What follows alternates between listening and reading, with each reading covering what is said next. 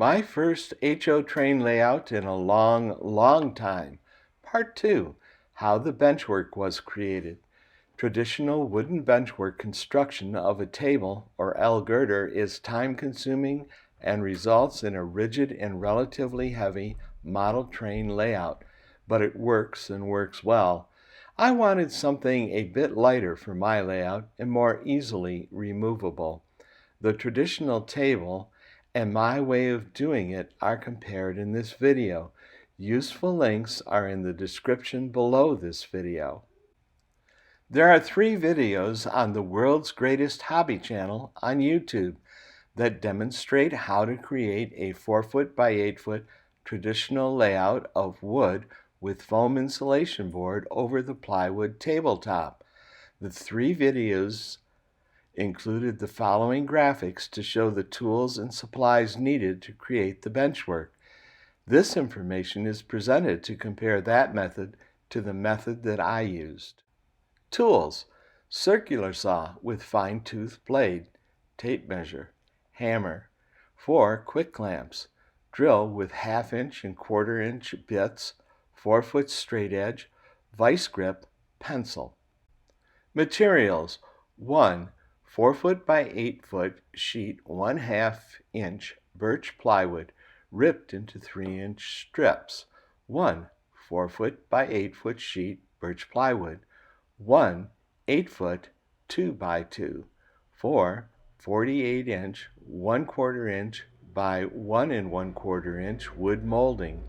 16 1/4 inch by 2 inch carriage bolts. 16 1/4 inch flat washers. Materials: 4 1/4 inch lock washers, 8 1/4 inch lock nuts, 8 1/4 inch wing nuts, 4 T-nuts, 4 threaded leveling feet, carpenter's glue, trim nails. Laying track. Tools: marker, caulk gun, large knife. Materials: track, 1 4x8 1-inch foam insulation board, foam friendly adhesive.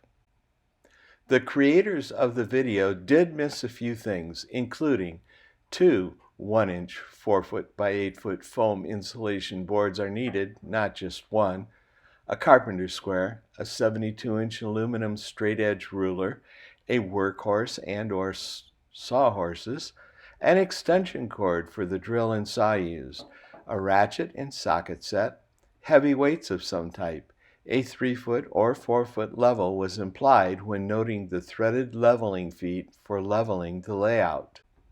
It can be seen that even building quite simple benchwork requires a lot of tools and materials.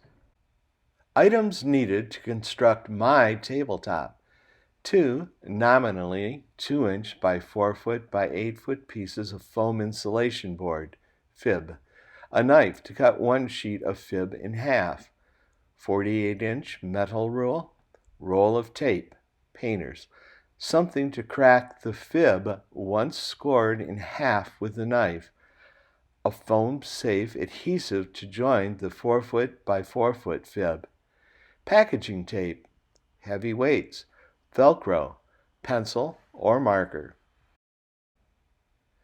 Set up to score, being scored, cracked, glued together and weighted, packing tape around the joint.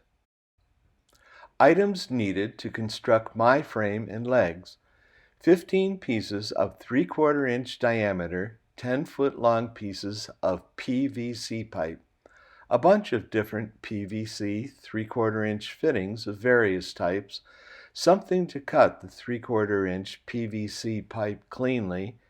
Note: none of the PVC pipe is glued together. Saw setup: first version of frame complete, top velcroed on, second and final version of legs shown.